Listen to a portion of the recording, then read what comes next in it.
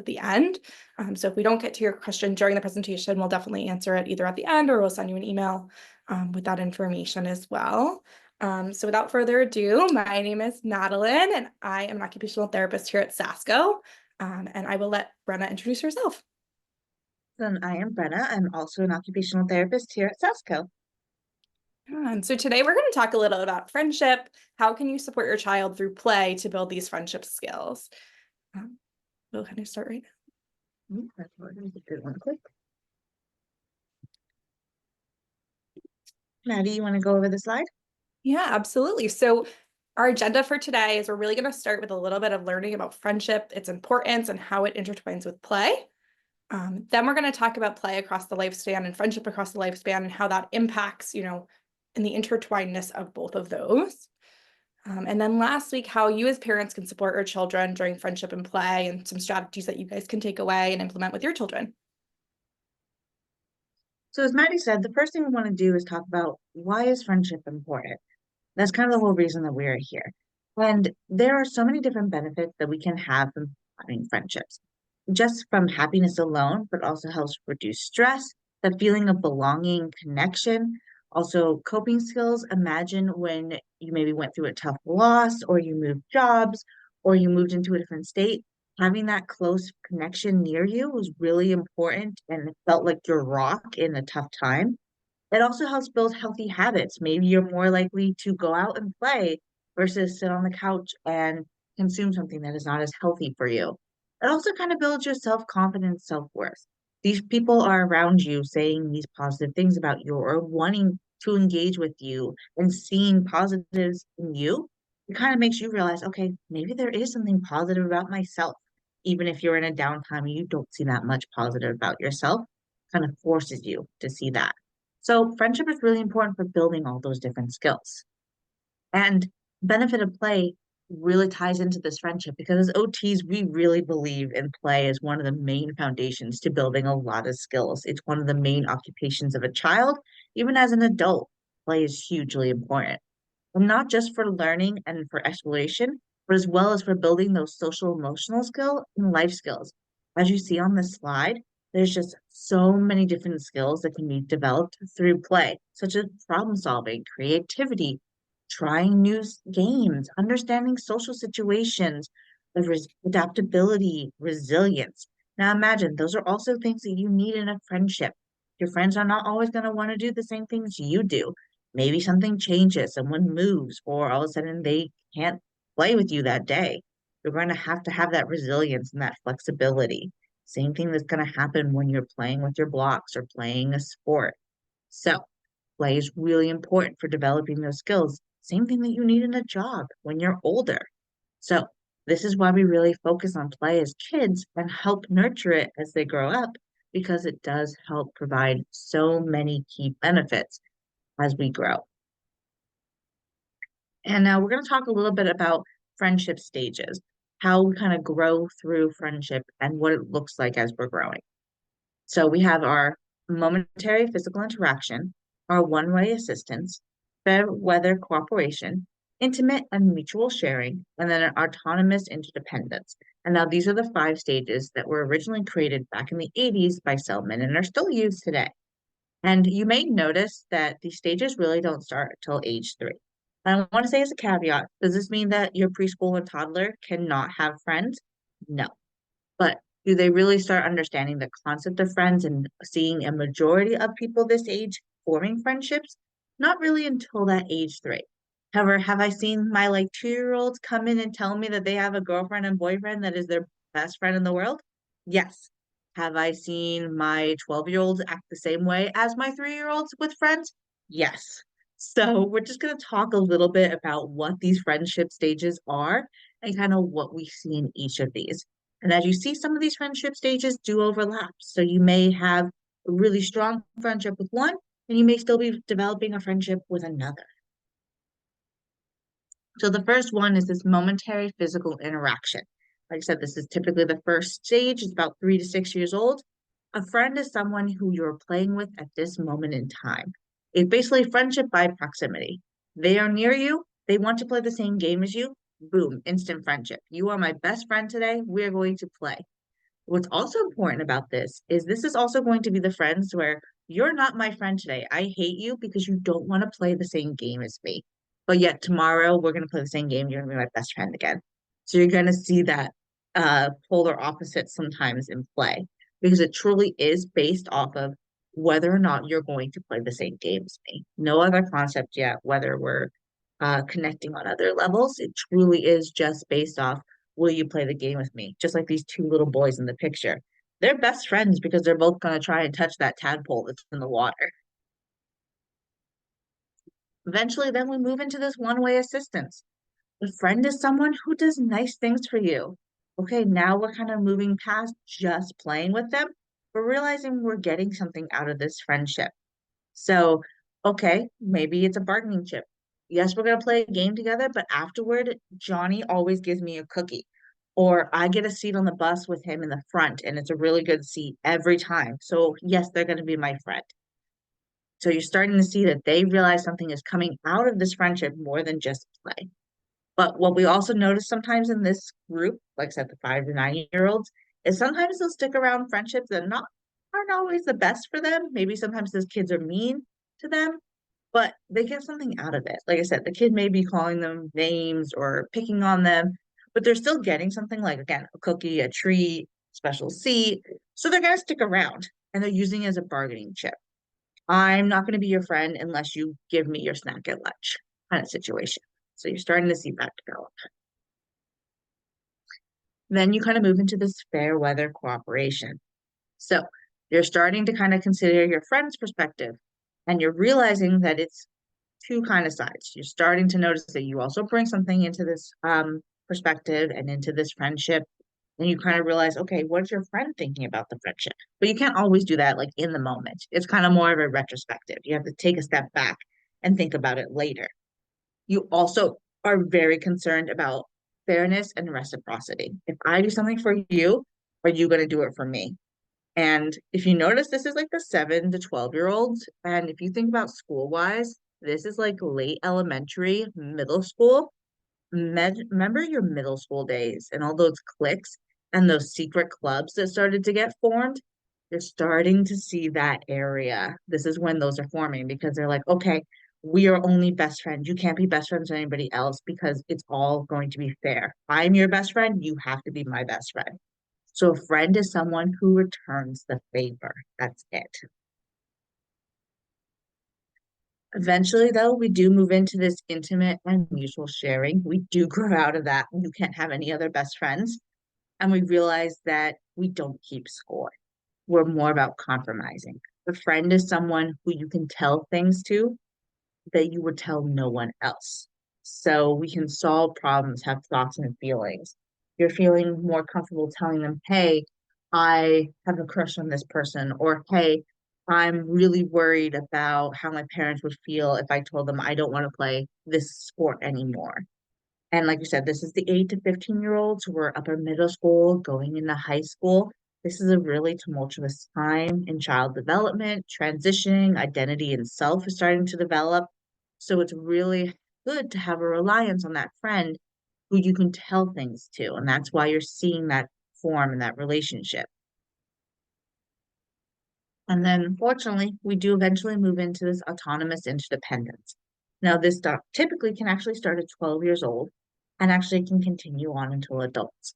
And this is a mature friendship, basically where you accept and appreciate the differences. The friend is someone who accepts you and that they accept you as they are. So, basically, what this means is that you understand they are your friend, flaws and alls, and they understand that you are a friend. And you guys can have other friends and you don't feel jealous. You don't feel worried about them not being your friend anymore. So, as adults, think about people you met in maybe old jobs or college or late high school that you still stay connected with.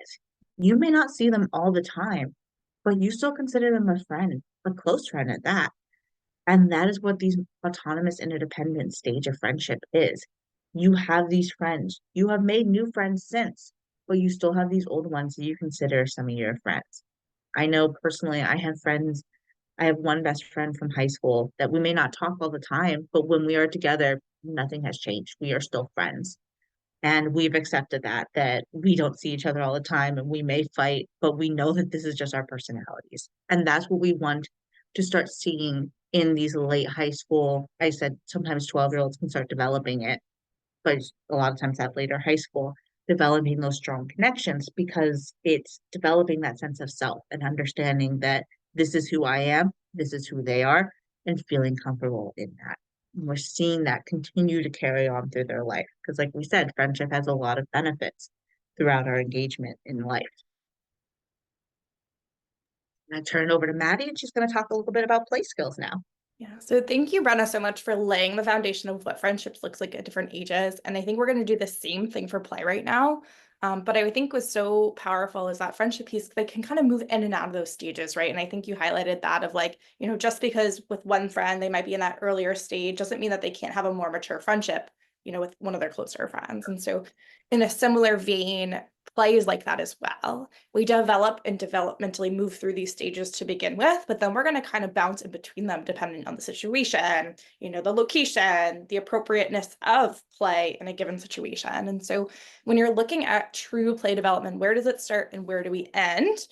We really start with that solitary and onlooker play from birth, really. It's like when you're up to 2 years, it's when you're like, we'll talk a little bit more about how you're kind of playing with those rattles and we're just kind of learning a little bit through exploration. Then there's parallel play. That's about 2 years old and a little bit onward. Then we move into associative play. That's our preschoolers at 3 to 4 range.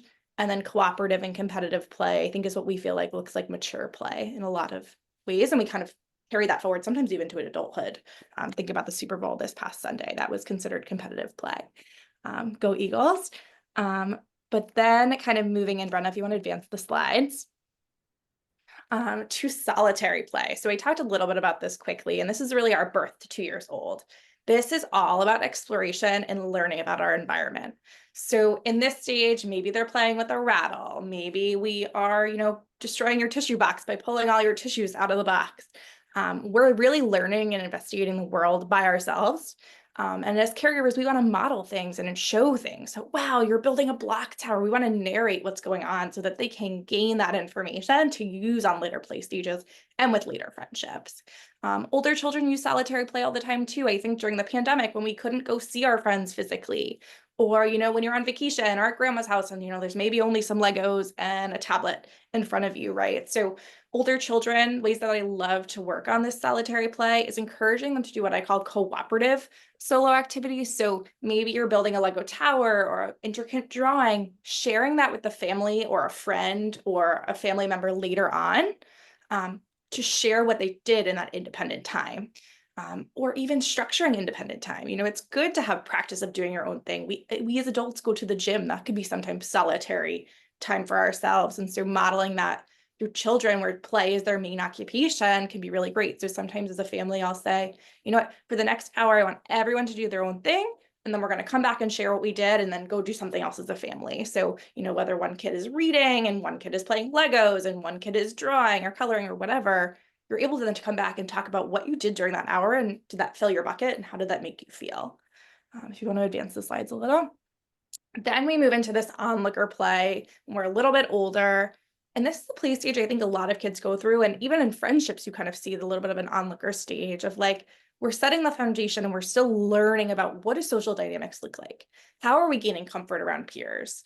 Think about, those little birth to 2-year-old kids. Really, we have a little bit of experiences with social interaction with peers, but really we aren't having preschool or daycare or things like that until they're a little bit older. So really allowing them to observe first before we put a demand on play with others. So, I love during this stage, especially for some of my more nervous friends, to scaffold statements like, it looks like you had a lot of fun watching this game. Would you like to join next time? I see that you're watching and learning the rules, so when you're ready to play, you know what to do. It's okay to watch and join when you're ready. I think as parents, giving yourself that permission and not rushing your child through a play stage or through this stage, because we want them to be able to enjoy and be intrinsically motivated by play, and we don't necessarily want to rush them to engage at a higher level that they might not be ready at yet. And so I really just enjoy kind of scaffolding, narrating, providing opportunities. Go to the playground and maybe a new playground where they're not quite ready or familiar with the equipment, but like take that 5 minutes and eat a snack and have them watch what the kids are doing before you run off and play. And that's not to say that we, force them to sit there and do nothing if they're ready to go into those next stages, but honoring and respecting that if they need that moment to acclimate and feel comfortable, that is okay. And that's developmentally appropriate. If you want to move on. Parallel play.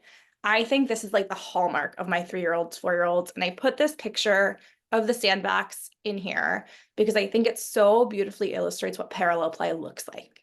You're in close proximity to your peers. So there's a bunch of kids in the sandbox, but they're all doing their own play scheme. They all have their own materials. Nobody's fighting or sharing over a shovel or a truck or a bucket. They all have what they need, and they may all be doing different things. So maybe the boy in the striped shirt is building a tower, where the girl is digging a hole and someone's building a sandcastle. Yes, we're all in the same environment and we're kind of coming together, but everybody is doing their own thing and responsible for their own outcome. Here is where children really finally master those gross and fine motor skills they need to be successful in future engagement and play, and really getting that practice. So think about your 2-year-old or 3-year-old when they first start preschool. A lot of times they might be doing their own thing, but they're around peers and they don't necessarily have to share all the time. As parents and caregivers, I love to continue modeling. At every stage, we should be modeling what's expected and narrating. But now we're kind of praising a little bit more. Wow, like that was really cool. What if you grab the shovel from over there, and kind of starting to foster a little bit more exploration and engagement with peers. We're not forcing them to share yet. Excuse me, we're not forcing them to move on, but really just praising and allowing them to feel successful in their play. And play within the greater community. Go to the play groups, go to the nature center, go to the children's museum, have those opportunities to be near peers as much as possible. I think the library and other resources have so many free events that allow your child to, maybe they interact for 2 or 3 minutes and then they run off. That's okay. We wish want them to start getting more comfortable engaging amongst each other. And then we'll move on to our associative play level. And this is like the hallmark of preschool. Think about pretend play, think about sharing, about working together. So we might be playing side by side. We still have different goals. We might be wanting to still build that sandcastle or dig that tunnel or make that racetrack, but now we have to share materials. So maybe in this stage, there's only 1 or 2 blocks that we can work with, or maybe there's only 1 bucket of pencils. And so now we all have to share them. We're really starting to have those little friendship skills begin to emerge and flourish and starting to build upon each other. And like Brenna said, it might just be fleeting moments of like, you have something that I want or something that I need, and not really necessarily having that reciprocity yet, but starting to have a little bit of that interaction. And so we're talking about sharing and weeding, understanding personal space and personal boundaries. That's where when a child has a difficult time moving through this stage, sometimes we see them having a hard time with personal space and boundaries because they want to be on top of each other. They're grabbing that toy versus asking and verbalizing and just saying like, okay, I need that information or I can wait for this. And they're really building those communication stages together. They're starting to communicate their needs, respect if somebody says no or needs to take a break. And then as adults, we should set up the environment for success. So I like to say, set up activities that foster sharing. So maybe play with crayons or color, but only have 1 box out. Kind of naturally set up the environment to allow opportunities for sharing. Decrease the clutter. If there was 5 different toys in the playroom for your 2 kids, maybe put it down to 3, and 3 that are going to foster sharing. So like the magnet tiles, the cars and trucks that you have to work together to build the tracks, and things like that. And then gently structure is needed. It's okay in this stage to kind of recommend or suggest what they should play with. Wow, it looks like you both are building blocks. Why don't you build a city together? And really fostering that togetherness. And then cooperative play. Now we're starting to meet a common goal. So if you remember in associative play, we weren't necessarily meeting a common goal together. We were still independently goal driven, although we did need something from our peers to succeed. So in cooperative play, we're really starting to come together. These are higher level play skills and they really begin to solidify. So the joint decision making, conflict resolution at a basic level, sharing of ideas, that give and the take. We want to play astronauts, but maybe, I'm not going to be the one who drives the spaceship first. Maybe I'm going to be the one who's walking on the moon. Or if I'm playing teacher, I'll be the student first, you can be the teacher, and then we'll switch. And then role playing is huge, and taking on responsibilities and changing responsibilities. And I really think here is when you can really, as a family, start to play board games and things together to support these skills. So continue to provide that support as needed. 4-year-olds are still going to need some guide rails and support to kind of meet their needs and resolve conflict. But at the same time, to allowing them to sort of take on their own role and really only intervening when it's needed. So praise collaboration in each child's contributions, starting to differentiate what they're doing to meet the collective goal. Scaffold problem solving. So maybe, we are having a frustrating moment, or having a hard time resolving a conflict. Can you provide scaffolding questions to help them work it out together versus you just saying, nope, you know what, you get the blocks and you get the car, kind of having them collaborate to come up with a solution. And then cooperative board games and activities. These are some of my favorite. In the clinic, I love to use Race to the Treasure. And a cooperative board game just means that you're beating the board game or you're losing to the board game versus each other. So in Race to the Treasure in particular, you're trying to defeat the gnome.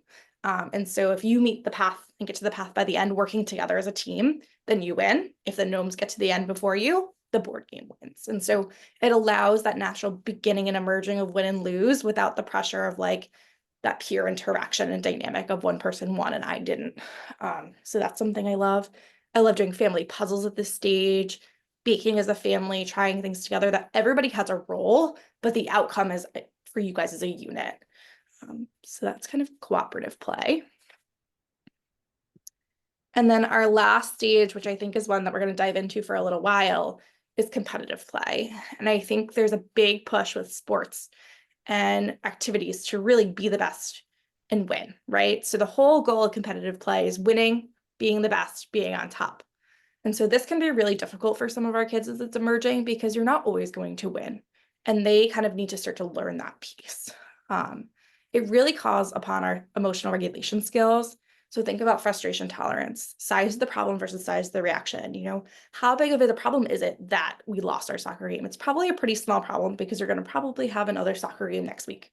But what is our reaction to it? Are we running away? Are we having a big meltdown to that problem? Or is our reaction to the problem pretty congruent?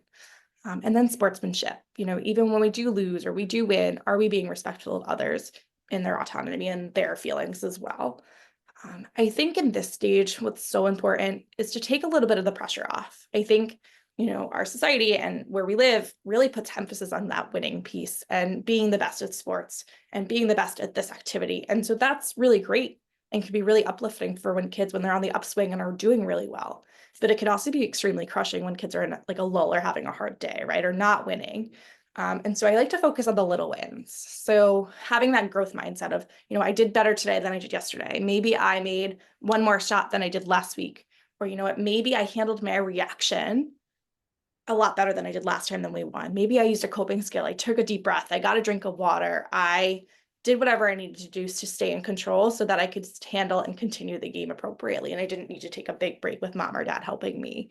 And setting realistic goals and expectations and really helping your kid to identify, what's a realistic goal. I think a lot of our kids want to win every single game that they play, but scaffolding and supporting them, like, sometimes you win and sometimes you lose, but as long as you have fun, it was a good day, right? So starting to set those realistic goals and expectations. And as kids get older, those goals and expectations will change, right? So, once we master a little piece, we can move on. But I think of the picture of the top one where one person's really upset and one's really happy, that's a board game. That's something that you guys can practice on family game night if you do a Friday night dinner together. That's something that you can practice all the time. The more opportunities you have for win and lose, the more opportunities you have to gain those emotional regulation skills and then be able to translate them over to peer interactions. So if you want to jump in, Brenna, a little bit to our next slide. Now we're going to talk a little bit and kind of have an open conversation on how can you guys encourage play and get more play into those friendship pieces. So Brenna, if you want to jump in as well, we can kind of collaborate on this. But I really think the biggest role that parents have is to get silly and to engage with your child. There's a theory in a curriculum in OT, it's called DIR floor time, and it's a higher level way. And really the whole goal in there is getting into your child's play scheme into their world. Our children are so creative and have so many imaginative ideas that I think sometimes as adults, we're just like, yeah, that's great. But let's really stop and take a step back. And it could be 5 minutes once a day or 3 minutes. It doesn't even have to be a lot of time, but stepping into their world and trying to understand the way that they see things, you'll be so amazed. Like I think some of my best memories as a child were like the most mundane moments. It was the car ride to grandma's house when we were playing I Spy out the window, right? It was an opportunity for engagement with parents, but it also allowed me to show them my world and my play skills, right? I don't know, Brenna, if you have any other similar memories like that. Yeah, some of the simple ones that was outside and just letting us be silly and be statues and posing parents in like different positions, and everybody had to be posed, and then you would turn around and they had to change their position without you looking. Simple things like that. Nothing that requires equipment, just a little bit of time with a client or your child is just ways to kind of direct and get into their mind and think about it, and letting them kind of guide the play, I think is very fun. And I also think like giving yourself permission to be really silly. And that doesn't have to Mhm. be out in the world if that's something that's a little bit foreign or like maybe a little bit nervous for you. But like at home, can you be silly? Can you join the animal walks if we're animal walking or we're pretending to be an animal? Can you, put on that dress up costume if it fits a little bit or put on that tiara, right? Like really getting into the moments and setting aside to do that. Oh, there we go. Brenda's doing it right now. But I really think too, like getting silly and putting yourself in that moment allows those skills to develop and playing in different ways. Mhm. Working on those praxis skills is what we call them in OT of being flexible, coming up with a problem or idea to a problem, coming up with a solution and executing that. Exploring new places, try a new playground, try a new beach, try a new children's museum or a library or something that's different, that allows you to kind of explore together and build upon your play skills. And then I also think too, asking questions. So like, you're a teacher right now and kind of doing that role play, like asking those questions like, what's the best part about playing this game? Or what was tricky? Or what did you learn? Or, what do you want to do next time? Or how can we try something new? Really opening yourself up to those questions and not pushing or Mhm. probing if, they're not ready to answer those questions. I think engaging, but also taking a step back and reducing the demands. We don't have to set up the most elaborate play scheme or obstacle course to engage with our kids. It could be as simple as, putting a bunch of pans on the floor and making musical instruments, right? It doesn't have to be anything crazy that has a lot of cleanup, a lot of setup. I know we're all busy and don't have a lot of time, but some of these moments are the biggest ways that we can work on these skills. Some of my favorite ones from childhood that really helped develop as me growing up with an older sibling was going to our grandparents' house, bowling with old cereal boxes, because of course there's a million grandchildren around. They always had cereal boxes, and they let us cut cantaloupe with scooping it out with spoons, and they would give us a big spoon and a little spoon, and my sister and I had to share the spoons. And think about that play that Maddie was just talking about. We did had to share the resources, close proximity, and kind of developing it, being silly. We weren't eating the cantaloupe, we were scooping it, making shapes, throwing it into plastic. We wanted to see how big we could carve it. And it's very simple things that were around the house and just easy tools to use. And my grandparents were fostering this play skills and development and friendship between me and my sister without them even knowing. It came very naturally, and things that are already incorporating into your life. That these are just ideas of how to further advance it. If you ever feel stuck, these are just ways to kind of change it up. Yeah. I think this leads us really nicely into like the last little phase of our presentation before we get to questions, which is the resources for parents, kids, and games that you guys can play. I think here at Sasko, we have a giant game closet at each of our gyms, and we're Mhm. constantly pulling resources, but one for our kids, but then also sharing them with our parents because, finding a new game is like Christmas, right? It's like so exciting and it allows new skills and opportunities to flourish. And so I wanted to talk a little bit about a few games that build friendship skills and really help you to capitalize on one, where your child is developmentally, but two, also opening that friendship piece as well and kind of tying the two in. And so Recipe for a Friend is by far one of my favorite games. It basically is a modified matching game. It's a cooperative game. So again, we're beating the board game, or we're going to be lose to the board game. And it basically is like 24 matching sets of key skills that build friendship. So trustworthiness, kindness, helpful. It gives you different attributes that you can then start a conversation. So maybe your kid makes the match, finds the match when they're flipped over. And, what does it mean to be trustworthy? What does it mean to be kind? What's an example of when you were one of those things, or mom or dad were one of those things, or a caregiver was one of those things? It allows natural opportunities to ask questions, although at the same time, it could be a really fun competitive game. But I think when you have a dual purpose, it can really be supportive.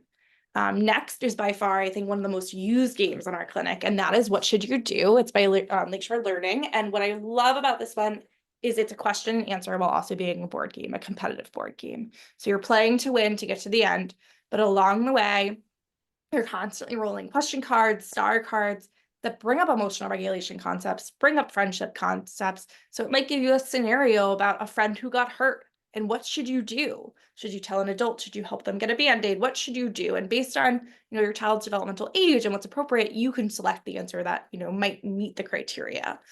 So that's a really great one. I also think it's super helpful to build other frustration tolerance skills, problem solving, turn taking, impulse control. It kind of builds everything all at once. And provides that natural opportunity for practice. Friends and neighbors is really great for my little preschool aged friends because it's a matching game or almost like a modified bingo, but it talks about who's a friend, who's an acquaintance or like a neighbor. So, you might not be as close with your neighbors as you are with your family or your friends, and kind of helps you to start those conversations on like what's an appropriate stranger danger, but also how can you be a good friend? How can you be helpful? And they're just basically pictures, but as adults, we can kind of scaffold in a little bit of that learning. I think you can really take any board game and make it a learning opportunity. It's just how you scaffold as an adult and ask those questions, or offer that narration. Train of thought is great for that middle adult or middle elementary school to a little bit older. And basically they're like a lot of would you rather or conversation starter cards. And these are games that are great this game in particular is either great to play as a family or bring your child to play with their friends, because it asks them very silly things. It asks them friendship-based questions. What is something that you think is important in a friend? Or, there's some silly cards as well. So it really helps get that conversation flowing for like a newer set of friends. So maybe a kid moving from onlooker play to an active engagement and play, and allows you to have that opportunity. Race to the Treasure, I know we talked about a little bit before, but just a shout out for the brand. It's Peaceable Kingdom, and they make a bunch of different ones. So they have one called Stone Soup, Don't Count the Chickens. And so there's a bunch of different ones for all the ages from this game that are all cooperative board games. I think they're just such a valuable tool to practice that like associative and like beginning of competitive play in an appropriate way, and really just fosters that opportunity as well. But I don't know if you have any other games you wanted to add. I just love all these games in particular, but Race to the Treasure is probably one of my favorites, and What Should You Do? I think those are the top two games that I'm constantly playing with my friends here, to the point that my friends have asked multiple times. They're like, "Are we gonna play this game today?" And I'm like, "Sure, buddies." Even if they don't understand it's a friendship game, they just know it's fun and they're determined to beat those trolls all the time. They're like, "We're gonna defeat the trolls today." I'm like, "Sure, buddy." And then we also have some books. So we have some books set up for kids, for teens and tweens, and then also for parents. We're not going to leave you guys out. That kind of also that you can incorporate into maybe bedtime or some slow down times to also continue to develop this sense of foster of play and friendship. Some of these you may already have in your library at home. I've read a couple of these books to some of my friends here in the clinic, and the moment I pull it up, they're like, "Oh my God, I have that book. I've read it already at home, or I've read it multiple times at school." So you may already be familiar with these, as these are some of the really good ones that we've read. One of the books I like is A Friend is Someone Who is for some of our young friends, and it kind of goes over different ways that they are going to be a friend. Like you see, someone who's comforting them when they're sad. The Penguin and Pinecone is a great one. It talks about friends as they grow older, as the penguin has to help the pinecone grow into a tree, and then they meet again at the end. Growing friendships, a kid's guide to this. And My Friends Don't Want to Play, I think, is a big concept for a lot of our friends, especially like I said, when we're back into that young play skills and that friendship levels. Their concepts are still, "You're not my friend today if you won't play with me."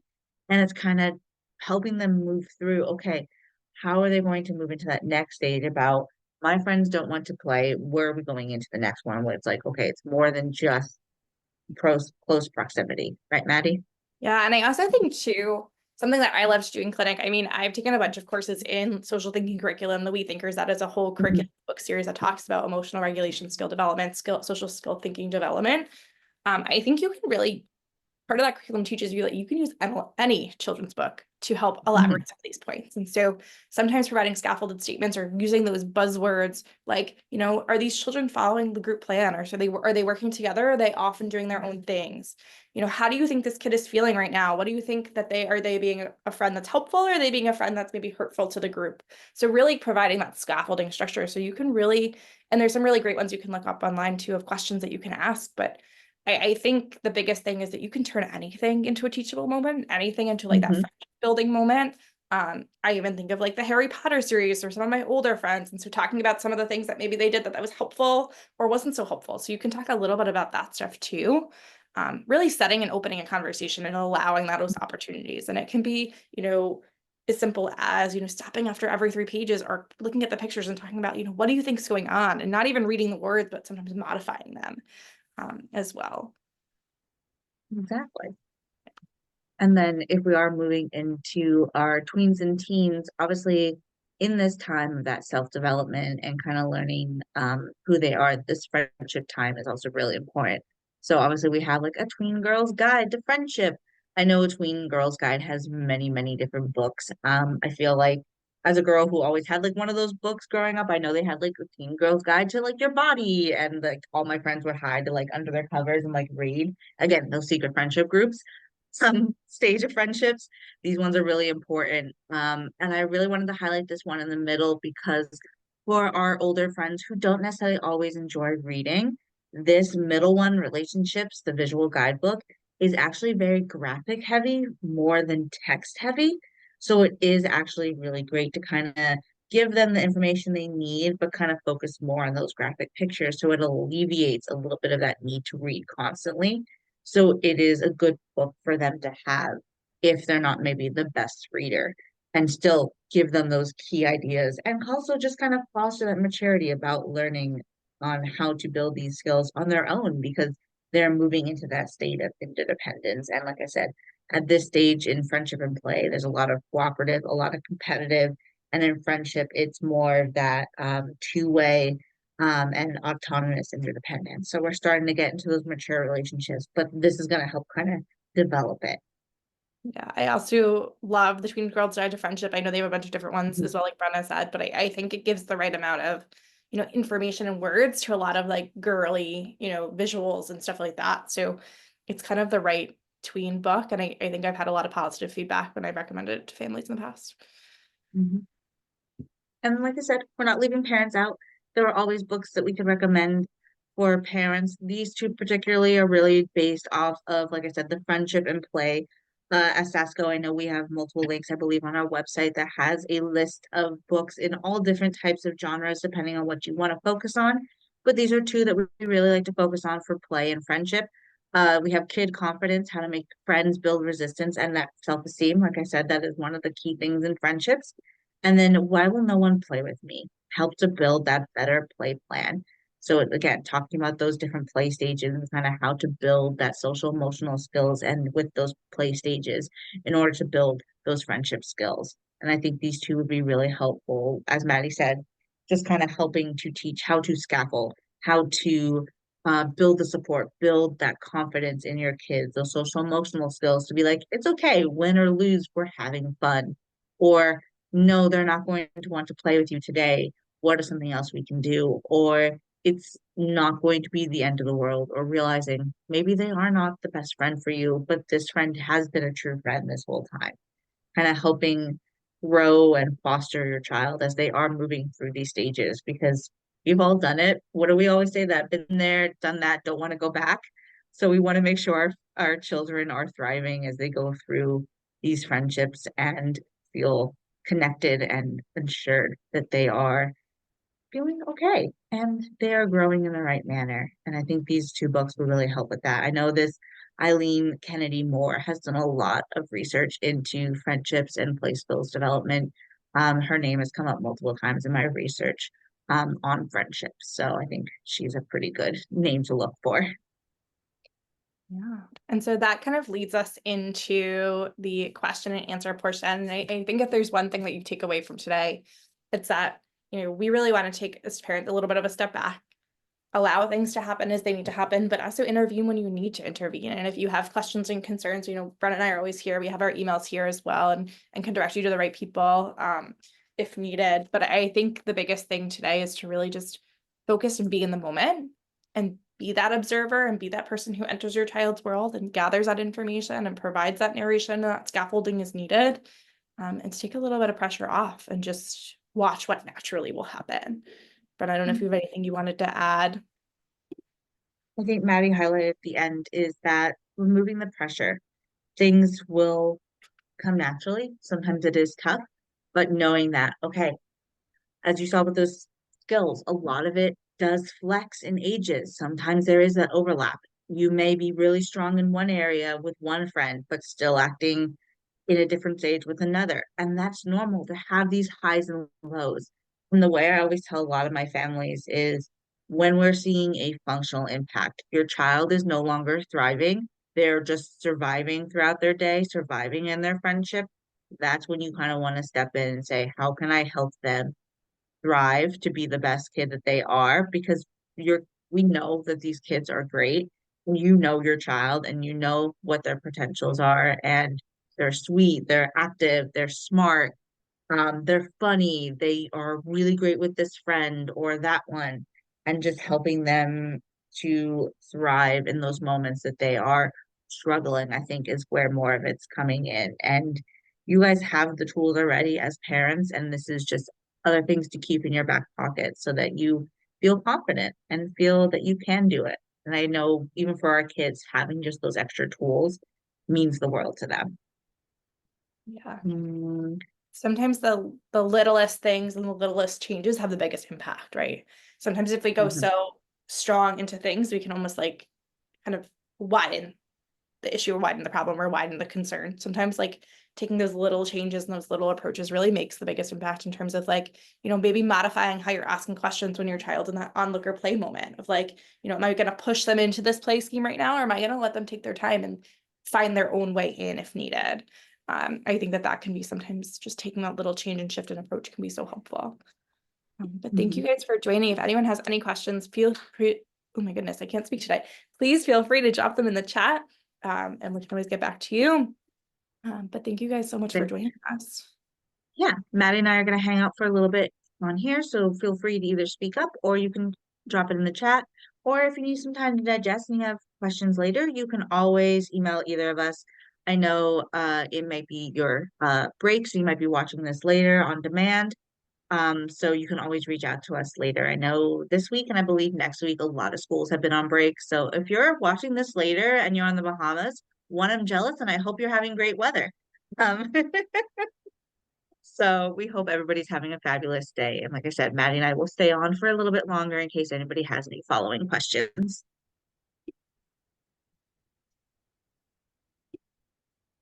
Oh, thanks, Allie. You guys are awesome too. Hmm.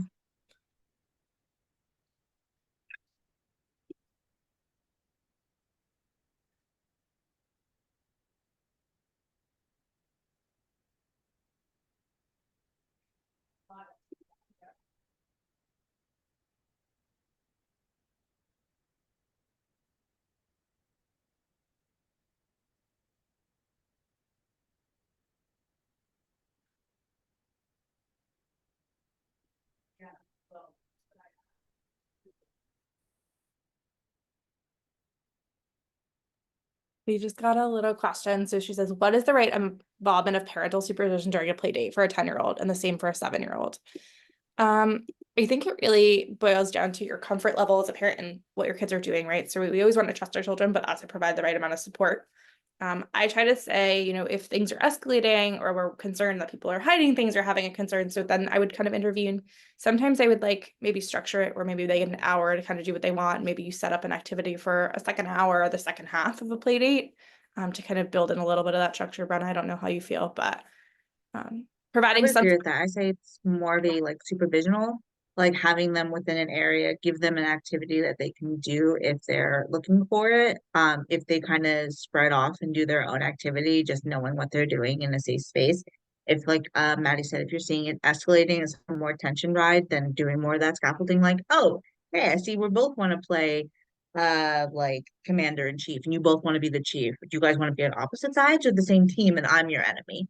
And that could be both for, I think, a 7 and 10-year-old. I think the 10-year-old's giving a little bit more of that dependence, giving them some more time to see if they can work out that challenge. But if we're seeing like maybe that's like a first step escalation, you step in for the 7-year-old. But if you're seeing like a second step escalation for like the 10-year-old, that's when you kind of step in and be like, what's kind of going on? It's like, and kind of scaffolding it a little bit different.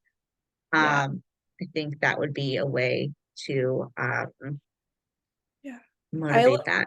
I like your approach, Brenna, too. I feel like 17-year-olds, I like the idea of like like having a structured choice is what we call it. So, picking 3 or 4 activities that you've decided maybe with your kid ahead of time prior to the play date. So, they're kid approved, but having a few options to select from or a few locations. So whether it's the playroom or the living room or somewhere that's a centralized open space. I try and say like avoid, your child's room unless you can have good supervision, just so that you can kind of be a little bit aware, even if in a little bit of proximity of like what's going on, as well. Mhm. I agree.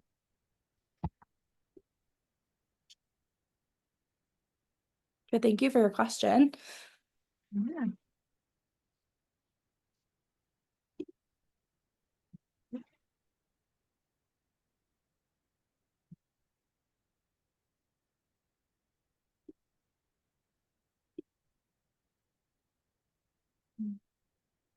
Do you have anything else you want to add?